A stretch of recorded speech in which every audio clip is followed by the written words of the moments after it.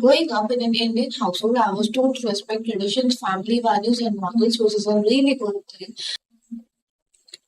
But there's a dark side of Indian families, which is we don't never talk about how we feel, what's going in our mind. The biggest crime you can ever do here in the history of crime record is that admitting that you're suffering from depression. That is the biggest problem you can create for yourself ever. I remember when I first admitted to my family that I'm not feeling my best and I need to go to see a therapist. I was devastated and shocked by their reaction. They said that kids like you bring your family down and तेरे ऊपर किसी ने काला जादू कर दिया है. Yes, my well-educated family said that. I was already in pain before, but hearing this made me more sad and shocked from inside. It shook me from inside badly. It was like that I was admitting that I'm drowning, and instead of helping me, they were just throwing stones on me. And in the beginning, if you try to explain them or if you try to make them understand, then they will say all of it is because of social media. Stop consuming social media. Start exercising and sleep early. Well, healthy habits do make you feel good. Indeed, I'm not denying with that fact, but we need to get that depression is more than habits. Depression is more than habits. Sure, habits will help you feel good, but it's not about habits and depression. It's about the root cause of it. Depression is not something which would just go away with a good night's sleep or exercise. It's more than that. So we need to work on it. And also, did you know that we Indians have the highest lifetime prevalence of having depression globally? That is 17%. And whereas Japan just has it at 3%, literally just 3%. We are here at 17, and the other countries literally just here at 3. And if that's not enough for you, wait, I have got more.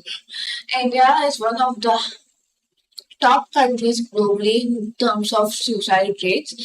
In our country, every year, over 1 lakh people commit suicides, which is like more than 1 lakh dreams lost, more than 1 lakh families shattered. But we don't do anything about it. We don't even talk about it. Forget about caring about it. We don't even talk about it. Why? Because it is a taboo. Because admitting that we need help is considered a sign of weakness in our society. The thing is, we fear judgment more than we fear losing our lives. And sometimes it's not just our parents and the older generations, it's the people of our generation as well.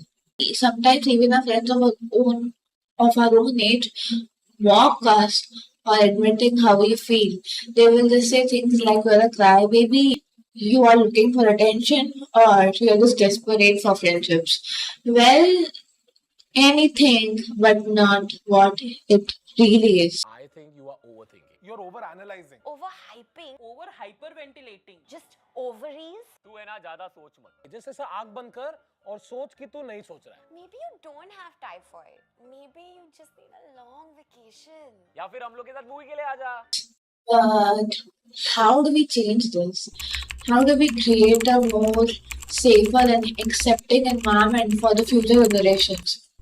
It starts with understanding, compassion, and empathy, not just from others, but from us as individuals as well.